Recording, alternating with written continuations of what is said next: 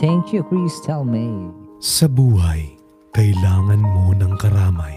Kausap, magpapayo sa'yo tuwing gulong-gulo ang isip mo at mundo. Yung pwede mong sandalan, yung pwedeng magbigay ng lilong habang malakas pa ang ulan. Andito na siya. Oo, andito na. Tawag ka lang. Tumawag ka na sa nag-iisang tito sa balat ng popo. Si Tito, Tito, si Tito Pabs. Alright, so it's time for us to again read the first feature story for tonight. Ito po ay pinadala sa ating email address bilang kwentongtito@yahoo.com. Again, that is kwentongtito@yahoo.com if you want or if you wish to have your own stories featured. Magandang gabi, Tito Pabs. Sadyang may mga bagay na hindi talaga pwede. Yan ang tumatak sa akin lately. Ako po si Ernie. Isa po akong college student sa kursong AB Communications. Graduating na po ako, Tito Pabs. At na-fall po ako sa taong hindi ko dapat karamdaman ng pag-ibig. Siya si Althea, or Miss Thea kung tawagin namin siya. Siya ay fresh graduate sa same course. Napakatalino. With honors po siya. At higit sa lahat, napaka-attractive po niya. I used to admire her. Kaso lang since ahead siya sa akin, sobrang nakakahiyaan ko. Nakaka-intimidate kasi siya, to be honest. Kaso lang, parang nagbiro ang tadhana, Tito Pabs. Kasi nitong first or last semester lang, laking gulat ko nung first day ng Broadcasting 102 na subject ko, isang major subject. Laking gulat ko na si Thea ang prof ko.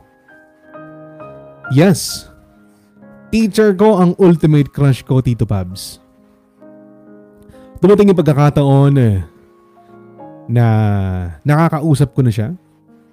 Sobrang approachable niya, Tito Pabs. Napakabait. At dahil nga parang schoolmate na din ang turing namin sa isa't isa, hindi naging mahirap maging friendship yung dating acquaintance lamang. Sobrang saya ko, Tito Pabs. Every time kausap ko siya. Kaso mahigpit na pinagbabawal na magkaroon ng relasyon ang prof sa estudyante. Yun ang dahilan bakit hindi ko maituloy yung plano kong mangligaw matagal na. Ano po ang gagawin ko, Tito Pabs? Lubos na gumagalang, Ernie. Ayun. Si Ernie po ang ating first sender ng di ba social na tayo, nakaprint na ngayon, hindi na mahirap basahin. Ayan. So ano po, yan ang ating letter quiz, ano. Kaya ako sinabi kanina na baka makarelate ka kasi nga 'di ba you are also an educator, Quiz Colin. So sigurado meron kang say dito sa ganitong klaseng sa ganitong topic I would love to hear it from you. So kung yes, perhaps you can share your siguro kung simulan natin sa technical. Bakit bawal ang relasyon ng estudyante at saka ng prof? And well, especially in this case, halos magkaedad sila kasi magkasunod sila eh. Yes. Di ba nagkataon lang na talagang siguro exemplary talaga si Thea. Kaya siya kinuha agad despite the fact na fresh grad siya. Sabi niya unprofessional daw. At bukod meron ba talaga sinasabi sa parang sa code of ethics ng pagtuturo, Quiz Colin? Yes, meron po. Yes. Code of meron, ethics for professional teacher. Okay. na bawal makipagrelasyon ang teacher sa kanyang estudyante. Ayan. Sabi dito, conflict of interest. Kasi, una, maapektuhan yung, kung personal man yun, sasabihin na magkaiba yung personal sa trabaho. Pero hindi mo malalagyan ng boundary yun eh. Hindi mo kasi malamang sa malamang maapektuhan ang personal life pagdating sa trabaho. Kaya right. unang-una bawal. And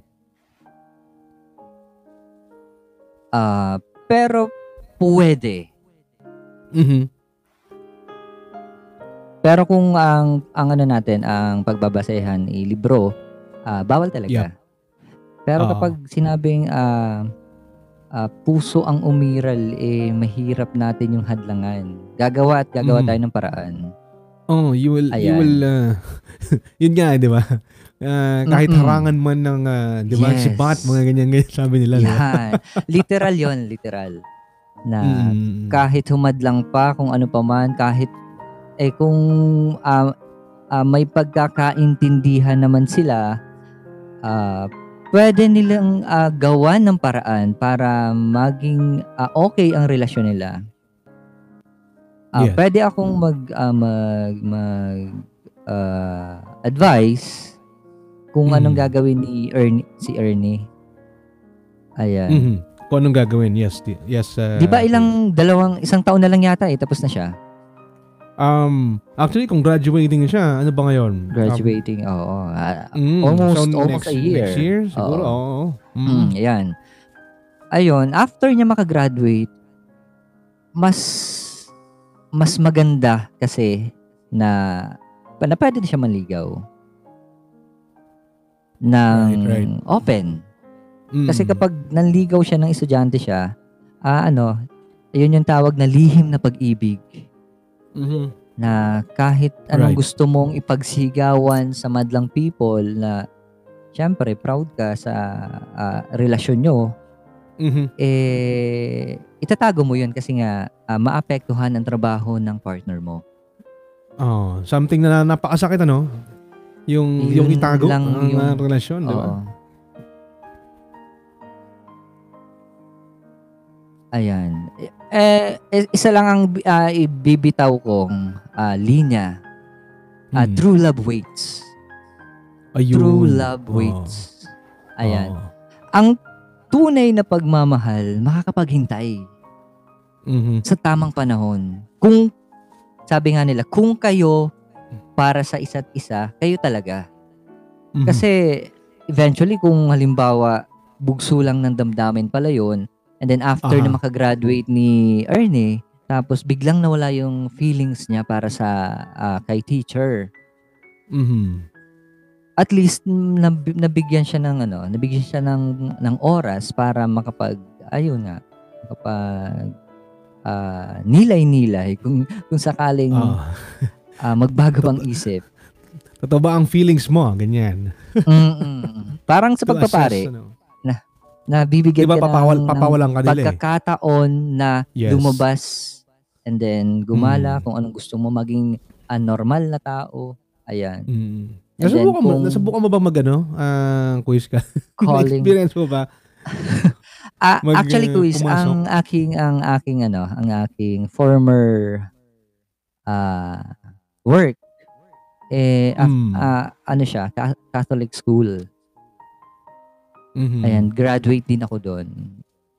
If okay lang ba nabanggitin ko? Sure. Yung school na yon. Don Bosco. Ayan. Don Bosco. Catholic school po 'yon. Yeah. Yes. Oo. Ayan, kaya meron akong mga katrabaho na naging asawa nila, estudyante nila. Yes, pero naging sila noong tapos na graduate or naka-graduate na yung estudyante. Yes. Merong babae, merong lalaki, merong babae ang teacher, merong lalaki ang teacher, kaya Posible naman. Kasi sa sa pag-ibig, walang imposible eh. Di ba? Kapag puso ang pinahiral mo. Ayan. Wala ka nang magagawa. Idagdag ka lang ko isa.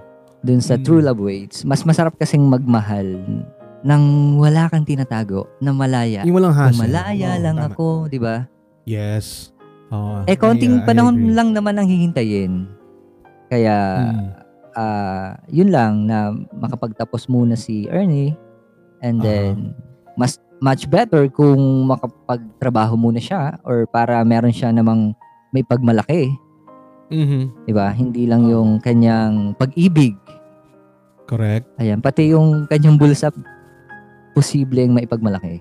Ayan. Kung meron kang trabaho. Pumopogi daw, quiz eh. Totoo ba yun? Na kapag may trabaho ka, tapos maganda ang trabaho mo, nakakapogi.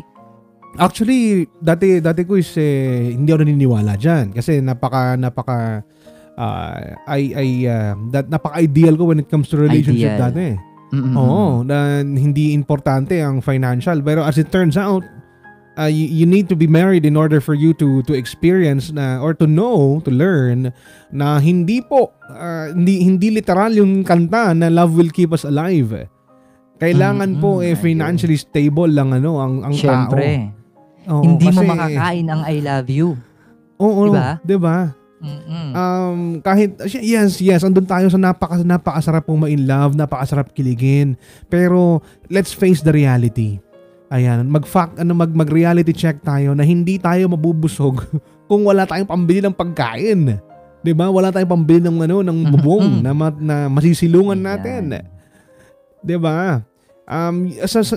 Yun yung trend eh. Pag bata-bata ka pa, I don't know, nung panahon namin, ganun ang love eh. Nung bata-bata ka pa, all you want to do is to love the person. Mapusok pa. You just want to be with the person every day. Yes, hindi mo iniisip yung Hindi ko alam kung yung mga bata ngayon, kung ganun pa rin ang pag-iisip or they are, feeling ko hindi ganun ang pag-iisip ng bata ngayon. Mas lalo sila mapusok eh. Feeling ko lang. Meron din naman iba. Meron pa rin. Hindi naman lahat na Hindi lahat. Merong iba pa kasi. Parang sa ating kapanahunan natin, meron ding mapusok, meron din namang yung meron ding mas kalmado. Siguro yun yung term ko is yung ibang mapusok ngayon, yung ibang mga bata ngayon mas mapusok pa.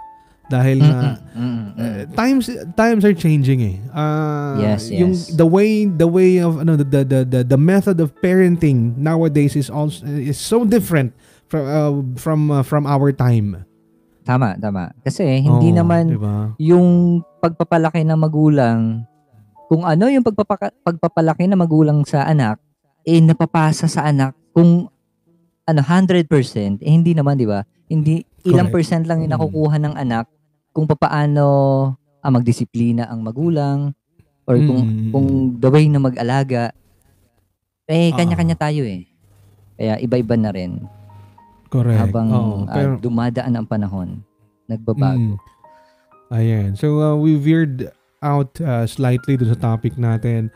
Pero, any additional points, quiz na gusto mong sabihin regarding our first story? Ito. May sabi ni Quiz Oxy, ang tanong, same ba ng feelings? Same ba si Thea ng feelings? Feeling ko hindi kasi nabanggit dun eh. Kasi mga pa lang siya, balak niya pa lang sabihin na ligawan nga kita, teacher. Just imagine how awkward would that be, Medyo mahirap kasi. Eto, kapag estudyante ka, syempre mataas ang respeto natin sa mga guro, sa mga educators. Yes. Yun, bilang respeto na lang. Na syempre maapektuhan talaga yung profession, trabaho ni Thea. Kahit nanliligaw pa lang kasi alam mo sa isang school na malalaman ng mga katrabaho na kahit hindi mo sabihin napapansin. Siyempre, napakalakas pang-amoy ng mga musang, di ba? Kaya, kung ako si Ernie, pwede ko naman siyang pwede naman kung ipaalam and bibigyan ko siya ng na kung sakaling papayagan ako, magtatapos muna. Para makita ni Thea na nire-respeto ni Ernie yung estado ni Thea. Kasi kapag syempre madalas silang magkita sa school. Right. Ayan, kaya muna, iwas muna sa mga mapanghusgang mga mata. Mapanghusgang lipunan ng social media. Kaya para sa judgment is questioned eh. Halimbawa, yes. Weekend, nagkikita kayo tapos nakikita sa Ernie ng mga kaklase niya na magkasama sila ni Ma'am. Siyempre, wala namang ibang iisipin yun eh. Dun pa lang ano na yun. Oo. Kaya, diba? Ang dami-dami ng kwento nun eh. Ayan. True love waits. Kung makakapaghintay si Ernie hanggang sa makapagtapos siya, ayan. Ayun ang payo ko sa'yo, Ernie. Yun si Ernie. Sana andito si Ernie, basahin ko lang to, guys. May anak talaga pasaway, hindi nakikinig sa magulang, sabi ni Ate Star Rita. Pero ito, sabi ni Ate Mia Amira, professionally, Ernie has to wait. He could help the girl he loves in her profession by dealing justifiably and impartially with each of the students if they don't personally enter into a relationship. It makes the situation less complicated for both of them. So in a nutshell, hintayin na magtapos ng pag-aaral para walang komplikasyon. Kasi ano nga naman yun ang pinupunto. Ano nga naman talaga ang iisipin at sasabihin ng mga taong nasa paligid nila, especially yung mga estudyanteng tinuturuan din ni Thea, no? 'Di ba? Tapos, good evening Ate Mary Grace. Hello, shawi. Tulad ng sinabi ko kanina, sabi ni Jobs. Ano yung sinabi mo kanina, Utol Jobs? Paano po sumali dito sa Popol Live? First time po kasi. At ano ibig sabihin, sumali sa agency? Meron po bang mod dito? Meron po ba tayo admin dito sa chat? Please assist Ate Mary Grace. Or ate, pwede mo ako i-PM. Send ko sa iyo yung details later. Ate M. Ate M. Hello, shawi sa'yo. Good evening. Ayun po. Yung naghahanap po ng agency dyan. Well, anyway, we'll play the ad after this, after my take. Ayan po. 602-2070. Sabi ni Ma'am Jess.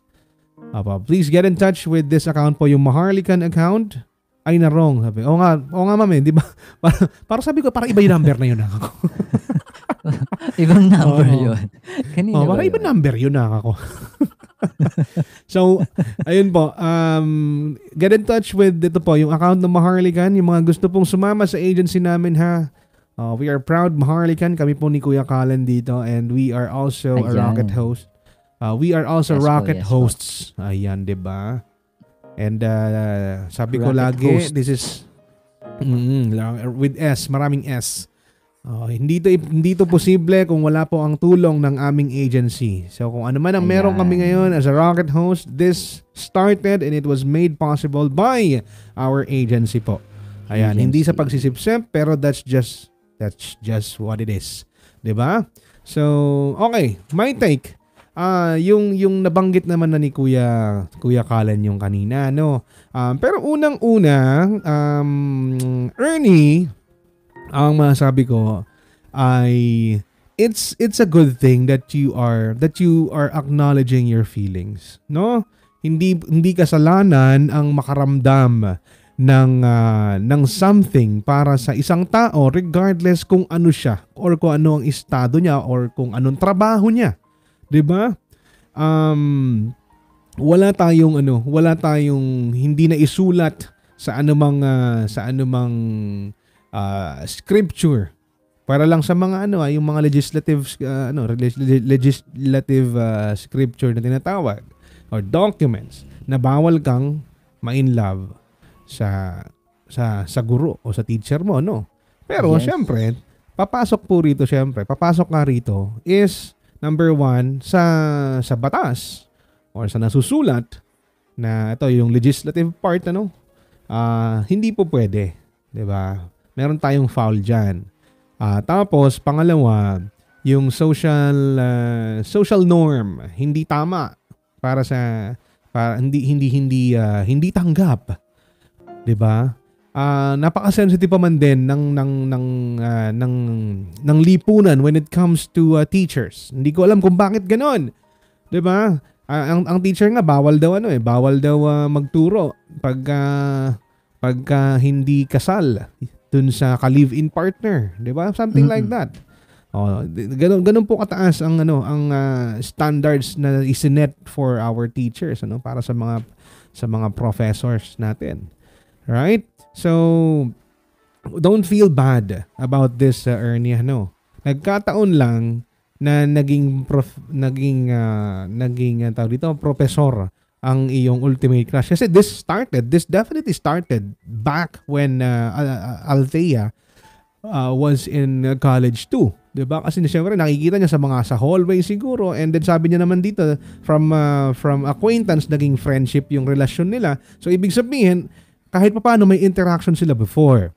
So possibly sa mga school activities, ganyan, baka may school org, ganyan, or kung ano man, mga ka-club siguro, ganyan, nagkakilala sila. And then from there, naging na-develop yung feelings, yung pagiging crush niya nga yung si Thea, Pero, tanda natin, huwag nating isaalang-alang. Huwag nating ikompormiso yung kalagayan or yung magandang kalagayan ni Thea just for our feelings. May mga pagkakataon, Ernie, may mga pagkakataon na kailangan nating pigilan yung nararamdaman natin just to dahil mas matimbang yung kinakalagyan ng taong gusto nating pag-alayan ng ating pagmamahal. Now in this case, hindi ganun kakomplikado yung problema dahil nga you are about to graduate. All you have to do mag-aral na mabuti para graduate ka talaga, 'di ba? Teacher is considered a noble profession, thus expected to uphold high ethical values as dictated by the society's norm, sabi ni Ate Mia. Yun. Po. That is absolutely true. Ayun. Isang taon na lang naman, or ito, dalawang sem ba? Kung trimester man yan, siguro yun na lang, konting hintay na lang to. Now, if you will ask me if it is okay for you to tell Thea yung nararamdaman mo, I would say yes. Just make sure that you don't pursue her muna. Oo. Bongga si Ate Amira. nakakadugo ng nose. Ayun. It is Ayan okay for you to be gifter ko. Diba? Si Mia Amira. Ayan. Nasingit Diba? lang. Gifter ni Kuya Scarlett. Kung ang tanong mo ay kung okay lang na sabihin mo yung feelings mo kay teacher, pwede. Pwede. I see nothing wrong with that. For as long as hindi mo hahayaan na mailagay sa mailagay sa level na unprofessional na. Right? Especially kung ang magiging pero wag mo sa classroom, 'di ba? Ganon. And tip ko sa iyo, wag mo sabihin sa cellphone. Perhaps you can wag sa cellphone, wag sa messenger or text, ganon. Kung hindi magandang tignan na nakakausapin mo siya, i-approach mo siya siguro sa school or sa labas, ganyan, write a letter. Write her a letter. Ernie, ito lang yung ito yung suggest ko at advice ko. Write her a letter na nagtatapat ka nagtatapat ka ng feelings. Ito pala, ito yung something na nawawala sa mga tao ngayon. At Yes. nakakamiss. We are currently living in a world na sobrang instant na ng mga bagay-bagay. Ayun. Nakakamiss yan, sabi ni Ma'am Jess. 'Di ba? That's one of the reason why I printed this one. Kasi po hindi ako sanay magbasa sa screen. Naduduling yung mata ko. Oh, and I love it. I love reading out of an actual hard copy. Mas feel ko yung binabasa ko because I can hold it, I can touch it. Ayun. So, yun ang isang advice ko sa Ernie, kung magtapat ka, feeling ko hindi maganda pag magkasama kayo or in person mo magtapat. Kasi nga, syempre, medyo unprofessional na level na yun. Right? What you can do is, sulat mo, no? Sulat kamay ha, hindi printed. Sulat kamay. And then tell her, in your most honest and innocent way, sabihin mo yung nararamdaman mo sa kanya.